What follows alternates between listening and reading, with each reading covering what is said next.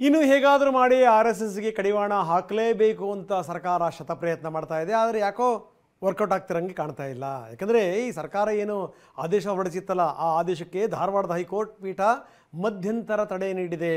ಜನರು ಸೇರುವಂಥದ್ದು, ಮಾತಾಡುವಂಥದ್ದು ಅದೆಲ್ಲದೂ ಕೂಡ ಜನರ ಹಕ್ಕು.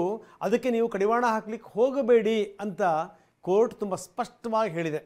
ಈ ಧಾರವಾಡ ಪೀಠದಲ್ಲಿ ಆಗಿರುವಂಥದ್ದನ್ನೇ ಮುಂದೆ ಈ ಕಲಬುರಗಿನಲ್ಲೂ ಕೂಡ ಆಗಲ್ಲ ಅನ್ನುವಂಥದ್ದೇನು ಅನ್ನೋದೇ ಈಗ ಹೊಸ ಆತಂಕ ಸರ್ಕಾರಕ್ಕೆ.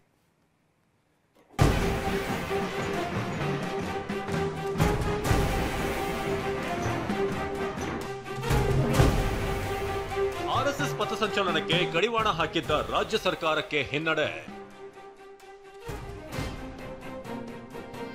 ಸರ್ಕಾರದ ಆದೇಶಕ್ಕೆ ಧಾರವಾಡ ಹೈಕೋರ್ಟ್ ಮಧ್ಯಂತರ ತಡೆ.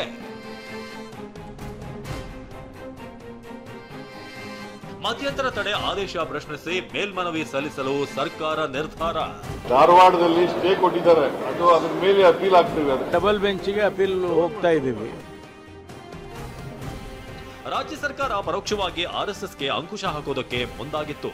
ಸರ್ಕಾರಿ ಸ್ವತ್ತುಗಳಲ್ಲಿ 10ಕ್ಕಿಂತ ಹೆಚ್ಚು ಜನ ಸೇರಿದ್ರೆ ಅದನ್ನ ಅಕ್ರಮ ಎಂದು ಕರೆದಿತ್ತು.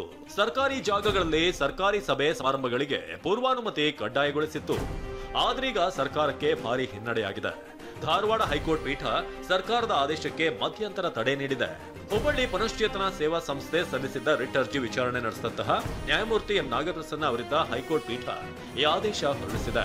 ಅರ್ಜಿದಾರರ ಪರ ಹಿರಿಯ ವಕೀಲ ಅಶೋಕ್ ಹಾರನಹಳ್ಳಿ ಸರ್ಕಾರದ ಆದೇಶವೇ ದೋಷಪೂರಿತ, ಸಂವಿಧಾನ ಬಾಹಿರವೆಂದು ವಾದ ಮಂಡಿಸಿದ್ದಾರೆ. 10 ಜನಕ್ಕಿಂತ ಹೆಚ್ಚು ಜನ ಸೇರಿದರೂ ಅನುಮತಿ ಪಡೆಯಬೇಕೆಂದು ಮಾಡಿದ್ದಾರೆ.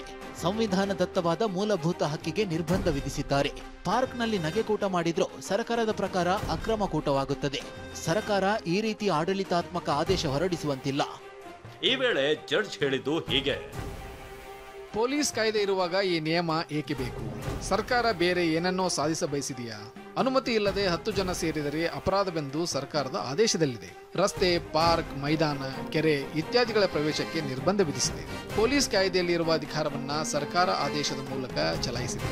ಸಂವಿಧಾನದ ಆರ್ಟಿಕಲ್ 19(1)(a)(b) ನೀಡಿರುವ ಹಕ್ಕನ್ನ ಸರ್ಕಾರ ಕಿತ್ತುಕೊಂಡಿದೆ. ಸಂವಿಧಾನ ನೀಡಿರುವ ಹಕ್ಕನ್ನ ಸರ್ಕಾರಿ ಆದೇಶ ಕಿತ್ತುಕೊಳ್ಳಲಾಗದು.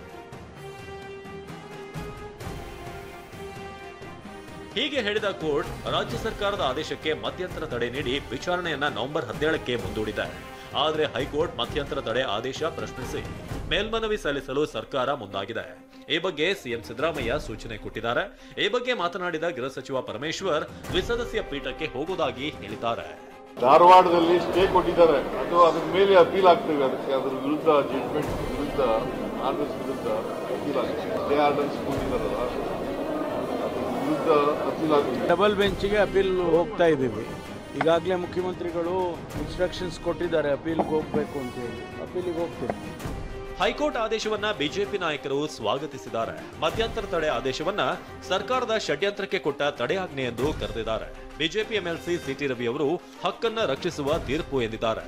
ಕಾಂಗ್ರೆಸ್ ಸರ್ಕಾರದ ಕುತಂತ್ರ ಷಡ್ಯಂತ್ರಕ್ಕೆ ಉಚ್ಚ ನ್ಯಾಯಾಲಯದ ತೀರ್ಪಿಂದ ಸರ್ಕಾರಕ್ಕೆ ಹಿನ್ನಡೆ ಆಗಿದೆ. ಅವರ ಕುತಂತ್ರ ಷಡ್ಯಂತ್ರಕ್ಕೆ ಒಂದು ರೀತಿ ತಡೆ ಕೊಟ್ಟಂತಾಗಿದೆ.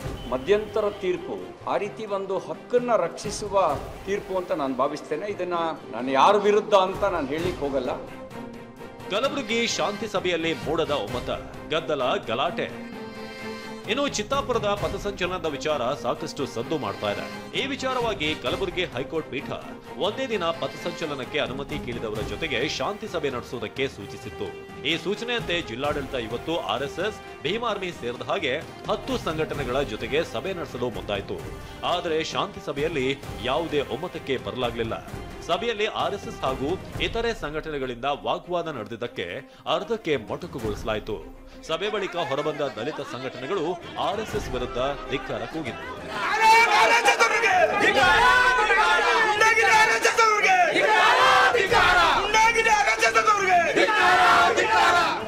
ಹೀಗೆ ಸಂಘಟನೆಗಳ ವಾಗ್ವಾದದಲ್ಲೇ ಸಭೆ ಅಂತ್ಯಗೊಂಡ ಕಾರಣ ಎಲ್ಲಾ ಸಂಘಟನೆಗಳ ಲಿಖಿತ ಹೇಳಿಕೆ ಆಧಾರದ ಮೇಲೆ ಹೈಕೋರ್ಟ್ಗೆ ವರದಿ ಸಲ್ಲಿಸಲು ಕಲಬುರಗಿ ಜಿಲ್ಲಾಡಳಿತ ನಿರ್ಧಾರ ಮಾಡಿದೆ.